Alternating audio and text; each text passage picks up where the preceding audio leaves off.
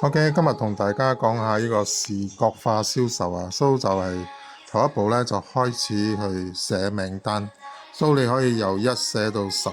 我哋講最少啦，由1寫到10，OK，咁樣頭一步咧就係講我哋將我哋認為我哋嘅 prospect 將佢嘅名、佢嘅電話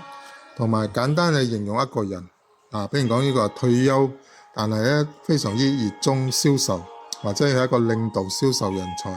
或者係一個銷售領導，或者咧係一個想熱衷於響活動輪麥方面嘅人。OK，so 有啲人咧就需要下班創業即係講我做 part time 嘅，so 簡單寫佢哋嘅呢個你嘅朋友嘅點講佢嘅一個形容so 喺我哋做呢樣嘢嘅時候咧，其實我哋嘅手、我哋嘅心同腦咧，都係喺嗰度運作緊。所以點解做呢個視覺化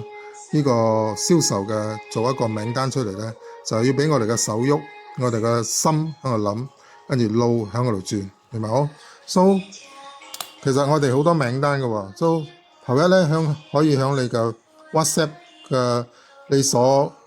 認識嘅人咧去揾。去尋找，有時我哋冇 idea 嘛，就喺 WhatsApp。咁喺 WhatsApp 頭一堆咧，都係我哋時常聯絡嘅人咯。時常聯嘅人，甚至咧有好多係好耐冇聯絡嘅人。So 喺呢度咧，我哋俾一個 idea，我哋點樣做呢個10個人嘅名單出嚟，明白好？再嚟咧，你行一個方法咧，你可以去你嘅 contact 咧，有時我哋去揾 contact 咧，就係講俾我哋咧。唔可以有呢個流亡之餘，有時咧我哋喺 WhatsApp 嗰度冇聯絡嘅人，但係喺名單咧有時你會揾得到呢啲人出嚟，明白冇？所以一個視覺化嘅一個銷售嘅一個流程咧，我哋認真去對待咧，認真去做嘅時候咧，so 佢會喺我哋通過我哋嘅心腦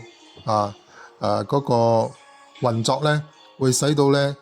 點講？呢個人咧會真係嚟接觸我哋呢盤生意，所以喺呢度咧，我已經係成功咧，有幾個咧係入開嚟嘅，通過我咁樣嚟做，所以咧呢個係一個非常有效嘅一個點講？我哋做一個事業嘅時候，我哋首先有一個明確嘅目標，呢個視覺化嘅名單咧就係俾自己有一個明確嘅目標，跟住咧我哋咧得閒咧就對自己個名單咧做一個觀賞。我點樣去聯絡呢啲人？我用咩方法？用 WhatsApp 啦，或者係 WhatsApp follow up 啦，還是係講我親自見呢啲人？So 今日咧同大家分享到呢度，thank you。